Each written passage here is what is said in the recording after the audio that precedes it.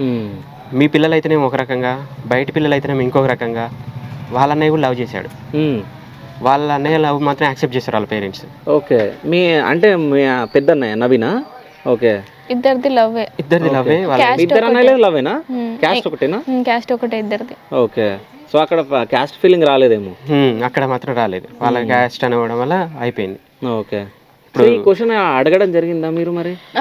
ఆయనకైతే love marriage చేస్తారు, నాకెందుకు చెయ్యరు అని అంటే, ఆయన కులమైనని తెచ్చుకున్నారు, నువ్వు కూడా మరి వేరే వాళ్ళని కులవాళ్ళని తెచ్చుకో అని అన్నారు.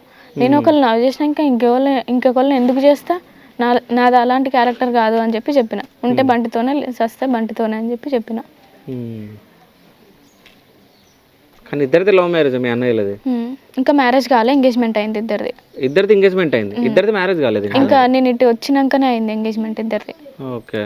సో ఎప్పుడు కూడా మీ అన్నయ్యలు నీతో మాట్లాడాలని అనుకోలేదు? లేదు. సో మా ఛానల్ సైడ్ నుంచి మీకు న్యాయం జరగాలని చెప్పేసి మేము కోరుకుంటున్నాం. So thank you so much అన్న, థ్యాంక్ యూ సో మచ్. అమ్మ మీరు చెప్పండి అసలు బంటికి ఏం జరిగింది, బంటి మీతో ఎలా ఉంటుండే? బంటికి నేను వదినని అవుతాను. చిన్నప్పటి నుంచి నాకు తెలుసు. వాళ్ళ అమ్మ చనిపోయి 15 ఇయర్స్ అవుతుంది. మామయ్యనే బంటిని, శ్వేతని ఇద్దరిని చూసుకున్నాడు. మంచిగా చదువుకొని, so sensitive person, helping nature చాలా ఉంది తనకి. డ్రింకింగ్ అలవాటు లేదు, హెల్పింగ్ నేచర్ బాగుంది. ప్రేమించి పెళ్లి చేసుకోవడం అనేది ఈ రోజుల్లో ఇట్స్ కామన్. కానీ కులము ఒక్కటి పట్టుకొని ప్రేమించింది అన్న దానికి, ప్రేమ కోసము వాని ప్రాణాలు తీశారు, వాడిని చంపేసారు. తన చెల్లె సేఫ్గా ఉంది. మీరు ఇద్దరిని సేఫ్గా చూసుకుంటే బాగుండేది. ఒకళ్ళ గొడవ లేదు, వాళ్ళు వద్దు అనుకుంటే సరే, మీ చెల్లి చనిపోయింది అనుకొని నీళ్ళు వదిలేసుకొని మీ బతుకు మీరు బతికినా, వాళ్ళ బతుకు వాళ్ళు బతికేవాళ్ళు. వాళ్ళిద్దరు హ్యాపీగా ఉన్నారు, అసలు వాళ్ళకి ఏ ప్రాబ్లం లేదు. మీరు వచ్చి తీసుకొని వెళ్ళి చంపడం అది ఘోరమైన నేరము. ఇంకొకటి ఏంటంటే, పొలిటికల్గా వాళ్ళు ఉండడం వల్ల ఇప్పటి వరకు కూడా నిన్న చేసిన అడావుడికి ఈరోజు ఎంత నెగ్లెక్ట్ అంటే ఎవ్వరు కూడా రాలే, మీడియా వాళ్ళు తప్ప.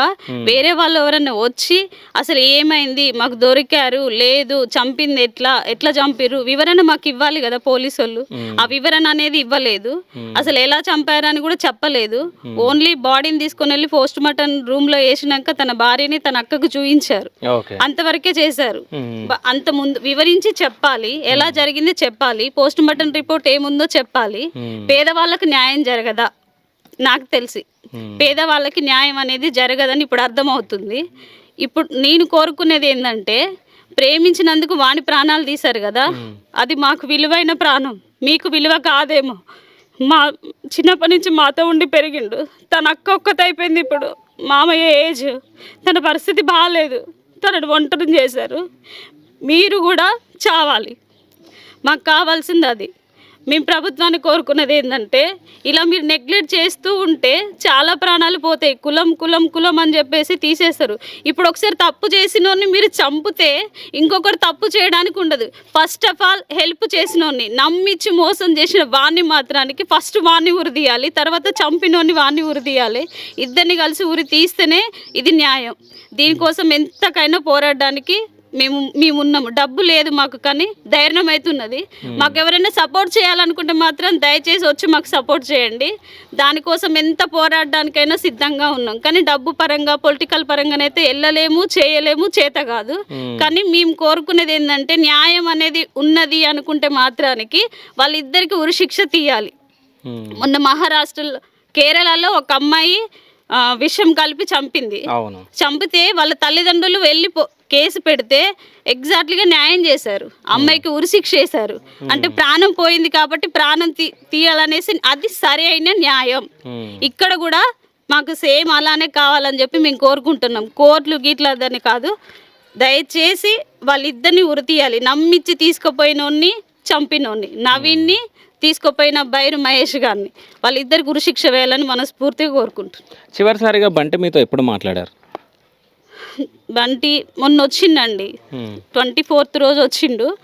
ఈ ల్యాండ్ కొంచెం అమ్మడం కోసము వేరే ఇల్లు తీసుకొని ఉంటాము అనేసి, అంటే ఇక్కడ రిసెప్షన్ పెట్టుకుంటాం అక్క అని చెప్పేసి అని మర్దలు చెప్పింది. అక్క తమ్మునికి రిసెప్షన్ చేద్దామని అనుకుంటున్నాను, ఈ ప్లేస్ అమ్మేసి వేరే ఇల్లు తీసుకొని, మ్యారేజ్ అయింది కదా, వేరే ఇల్లు తీసుకొని ఉంటాడంట, రిసెప్షన్ పెట్టుకుందాం అని చెప్పేసి అని అన్నాడు. నేను పిలుస్తుంటే వినకుండా వెళ్ళిండు. 24th రోజు ఈవినింగ్ చూసాను నేను వాడిని. 25 ఏం లేదు, 26 ఇలా జరిగిపోయింది. సో అంటే ఇక్కడ ఉన్నది మీ మామయ్య కదా? ఓకే. సో అంటే ఆయనను మాట్లాడడం కూడా మనం కష్టం. అంటే ఆయన చాలా బాధలో ఉన్నాడు, తన హెల్త్ కూడా బాగాలేదు, పండుకొని ఉన్నాడు. అంటే ఈయన పరిస్థితి చూస్తేనే అంటే మనకు పాపం అనిపించి మనకి కళ్ళలోకి నీళ్ళు వస్తూ ఉన్నాయి. అసలు ఏం జరిగింది మీ అబ్బాయికి? వాళ్ళు లవ్ మ్యారేజ్ చేసుకున్నారు సార్. మ్యారేజ్ చేసుకుంది కూడా నాకు కూడా చెప్పలేదు. చేసుకుని వచ్చినాక నాకు ఫోన్ చేసిండు, సర్లేరా మంచిగా ఉండరా అని చెప్పిన. ఆయన ఆఖరికి రోజు పొద్దున సాయంత్రం వస్తాడు. 26 జనవరికి ఉదయం 7:30కి నా దగ్గరికి వచ్చి ప్లేట్ ఇడ్లీ 200 రూపాయలు ఇచ్చి ఏమన్నా తెచ్చుకో డాడీ అంటే సర్లేను. ఇక తెల్లారి ఫోన్ వస్తూనే ఉంది. అంతేగా నాకు అంత మిగిలిన తెలియదు. ఇడ ఉండకురా అక్క దగ్గర పోరా, బాగా పని చూసుకుని పోరా అంటే పైసలు లేవు అన్నాడు. 10,000 ఇచ్చిన. 10,000 ఇచ్చినాక 10,000 దాకా చూసినా ఇంకా పోతలేడు. ఏందిరా పోతలేవు, 10,000 ఇచ్చిన కదా అంటే ఇంకొక 5,000 ఇప్పిపోతాం అన్నాడు. సరే రారా ఇస్తాను, మళ్ళీ 5,000 ఇచ్చిన. ఆ రోజు కనుక పోయి వాళ్ళ అక్క బావ దగ్గర ఉంటే ఇవాళ ఈ పరిస్థితి వచ్చేది కాదు వానికి. ఏం చేస్తారు మరి? అంటే పెళ్లి చేసుకున్నప్పుడు నువ్వు దగ్గర లేవా? లేవు. పెళ్లి తర్వాత ఎప్పుడు కలిసినావు నువ్వు మీ కొడుకును మీ కోడల్ని? పోలీస్ స్టేషన్లో, రూరల్ స్టేషన్లో కలిసిన. ఓకే. సో ఇప్పుడు పోలీస్ వాళ్ళు ఏమంటున్నారు? పోలీస్ వాళ్ళు ఏమన్నా న్యాయం చేస్తారని మీరు అనుకుంటున్నారా? నమ్మకం తక్కువ సార్. నమ్మకం తక్కువ అంటే ఎట్లా? ఆ ఫీలింగ్ ఎందుకు వచ్చింది? ఆ ఫీలింగ్ అంటే ఆల్రెడీ ముందే కమిట్మెంట్ అయ్యారు. అంటే ముందే మాట్లాడేసుకున్నారు. వాడి క్యాష్ పార్టీ వాళ్ళని మేనేజ్ చేసిండ్రు. ఇక కేసు యథావిధిగా అందరు రాసుకున్నట్టు వీళ్ళు రాసుకున్నారు అంతే. సో మరి ఇప్పుడు మీకు న్యాయం చేయాలంటే ఎట్లా మరి? ఏం చెప్తారు సార్? ఏం చేయలేరు. అంటే ఇప్పుడు బండి చనిపోయింది, ఇక చనిపోయింది, ఇక మీరు మర్చిపోతారా? ఇక మరి ఏం చేయం సార్? ఇక మన దగ్గర ముందుకు వెళ్దాం అంటే డబ్బులు లేవు, ఏదైనా కోర్టుకి వెళ్దామంటే వకీల్ని పెట్టుకుందాం అంటే పైసలు లేవు. ఏం చేస్తుంది దేవుడు ఎట్లా చేస్తాడో దేవునికే నిర్ణయం వదిలిపెట్టాం. సో ఎవరన్నా పొలిటికల్ లీడర్లు వాళ్ళు వీళ్ళు ఎవరన్నా వచ్చి మాట్లాడడం కానీ మీతో ఏమన్నా? ఒక జయాకర్ అని వచ్చిండు, వచ్చి డిఎస్పీ తోటి మాట్లాడిండు. డిఎస్పీ 2 పేర్లు చెప్పిండు. ఇది మహేష్ది ప్లస్ నవీన్ది 2 పేర్లు చెప్పిండు. జయాకర్ వచ్చి బాబాయ్ ఇట్లా అంటే పోయినాక ఇంకా 2 పేర్లు ఎక్కువ చెప్పిండు. సార్ ఇది తప్పు రాసిండు, ఇది మీరు 2 పేర్లే రాసిండ్రు, ఉన్నది 4 వ్యక్తులు, వీళ్ళని 4గురిని పట్టుకుంటే ఇంకెంతమంది ఉండనని అనేది బయటపడుతుంది. వీడు ఒక్కడు 2 అయితే బంటిగాడు కొట్టేవాడు. మొత్తానికైతే 15కి ఎవో ఉన్నారు. కొడుకు తట్టుకోలేకపోయిండు, ఒక్కడైపోయాడు. కాల్జీలు కట్టేసాడు, నా కొడుకు కొట్టాడు.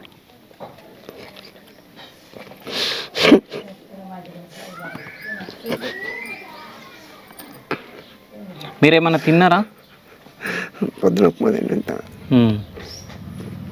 మన పిల్లలు రేటు కాకుండా చేసి ఇద్దరు చంపిపోయారు. వాడిని ఒక్కరిని చంపి పిల్లలు వదిలిపెట్టి ఆ పిల్లల జీవితం ఏం కావాలి?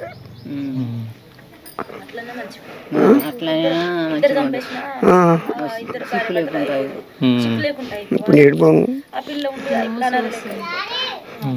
ఇప్పుడు నేర్పాను సార్.